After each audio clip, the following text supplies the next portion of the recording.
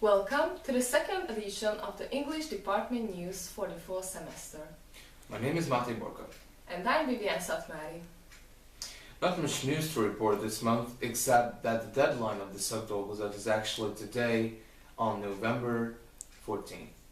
So if you haven't turned it in now, you're probably not going to graduate this semester. Otherwise, the TDK conference is next Thursday on the 20th of November. Oh, and you're gonna present yours, right? Yeah, that's true. We'll see what happens. At this conference, it is decided who will go to the national conference in Piliscsaba in the spring. It could be everybody. Or nobody. The only other news is that the exam session for graduating students runs from now until Miskolc. Oh, there's another news item we forgot. The competition for secondary school students, do you know your town or region will hold its final round on December the 5th.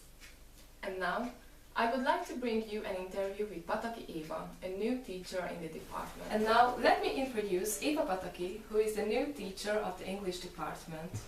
Welcome to our university, Miss Pataki. Hello, it's really nice to be here. As I know, you graduated here in 1997. How do you feel about returning to the place where you studied? Well, it's a great feeling. 20 years ago, that's a lot of time. And things have changed a lot, but it was so good to see teachers who taught me back then. And it's quite an ambivalent feeling because you were a student here. I was 18, I was just a kid, and I'm here. And my old teachers are my colleagues now. So it's always strange, but it's always a very good feeling. You mentioned changes. What kind of changes do you notice? Well, the building looks much better. I think the facilities are much nicer. The rooms are more, better equipped, and I feel that it's because of all the technological changes.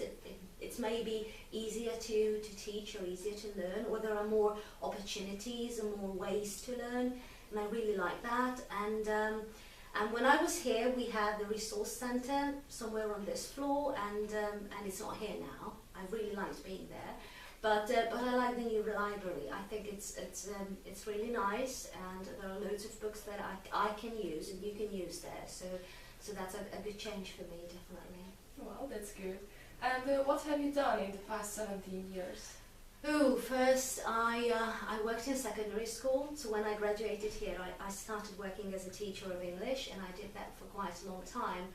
And then I started to do my MA in Debrecen, in distance learning, because there were some regulations that you needed an MA to teach in secondary school. And when I finished that, I had a feeling I wanted to learn some more. And so I decided to go for a PhD.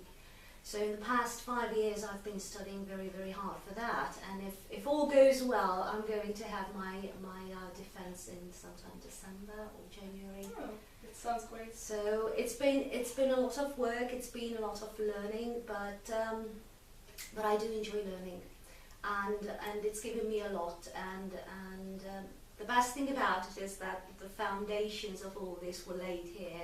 So when I come back here, I can feel how much I've travelled from 1997 to here. There's been so many things going on, and it's such a good feeling that I returned here.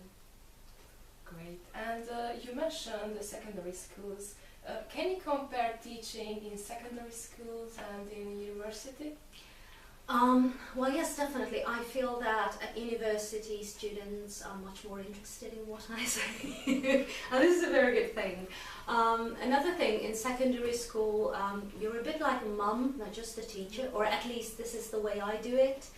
And here you don't really have to be a mum, you don't have to be that caring. You do have that personal relationship with the students, which I think is very important, to be on good terms, to listen to one another, to cooperate.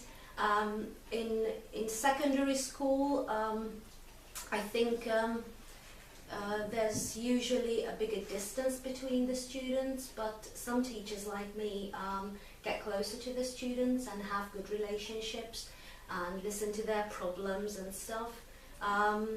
and here, maybe because I'm teaching adults, so part-time MA students, there was no request of, you know, listening to their problems. They didn't really ask me to be something like a mum figure.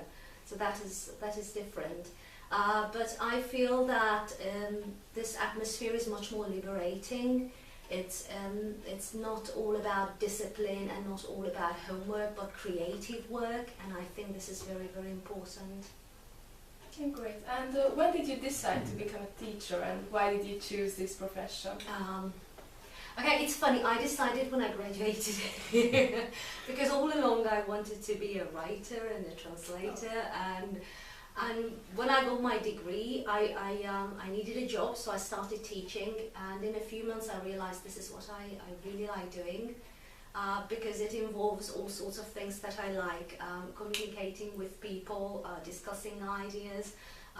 There was a bit of actress in me, so that's very good if you're a teacher because all eyes are on you. So I just got hooked, and since then all I wanted to do was to teach. So maybe not too many people think this way today because it's not a very easy profession, but I think there's a lot of reward in it, and it's really challenging, and I like challenges.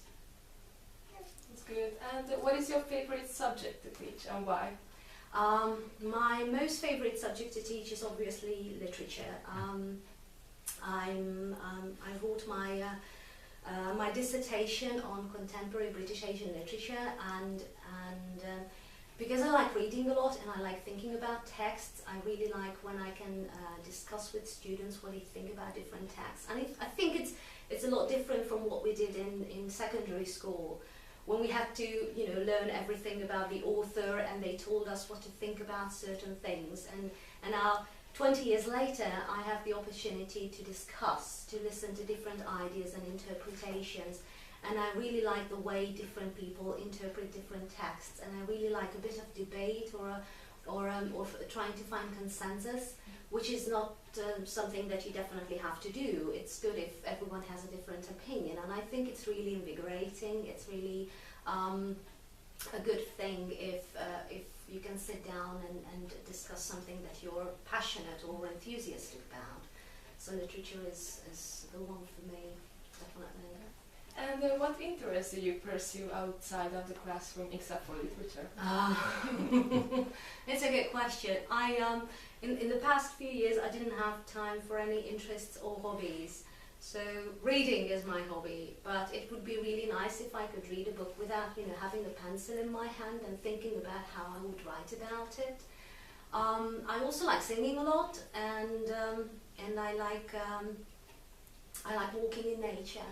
Because I spend most of my time sitting at home writing and learning, it's really good to go outside and, you know, just sit down, enjoy the sunshine, look at the trees and stuff. So basically this is all I've had time for in the past few years.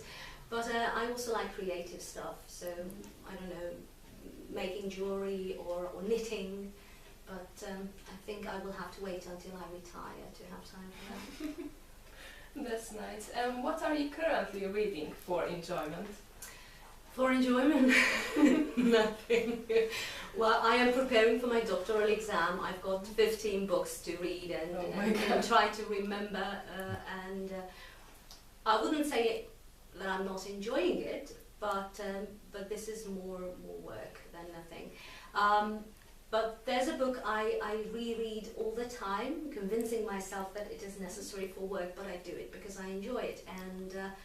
And that's White Teeth by Zadie Smith. I don't know if you know it, it's one of my favourite books.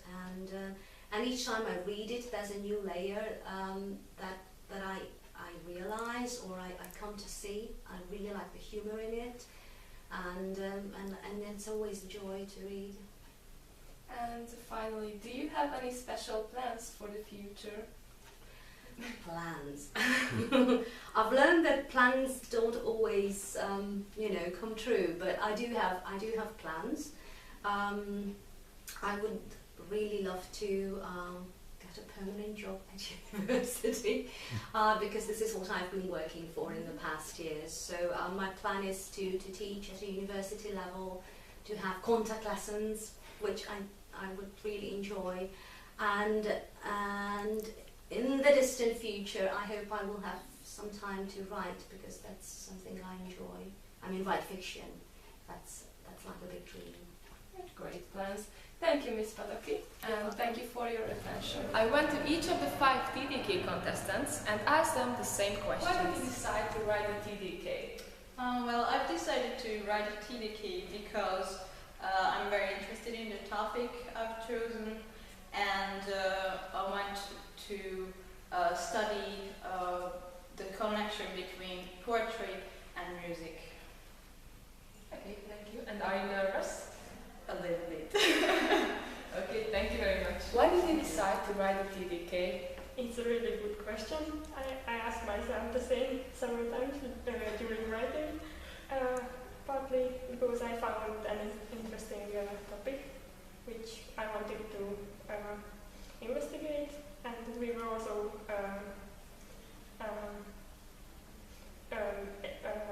encouraged by our teachers. So it seemed a good choice to write one. Okay, thank you. And are you nervous? A little bit. Yeah. Okay. Why did you decide to write a TDK? Because I think that it's a good opportunity to practice my presentation skills and practice for my thesis. Fortunately, I found an interesting topic which I could write about. Okay, thank you. And are you nervous? Yes, I am very nervous. Okay, thank you very much. We are here with Emily Tardy, and I would like to ask, why did you decide to write a TDK? I thought it is a good practice for the thesis, and it also may be fun. So this is why. Okay, and are you nervous? Yes, a little bit, but I am doubt. Okay, thank you for answering. Martin, why did you decide to write a TDK? Well, I wanted to write a TDK because I really liked my topic. I really like phonetics and phonology, and I felt like it's important to do something like that before writing the subtitles in. So basically, that's why I decided to write it. And are you nervous?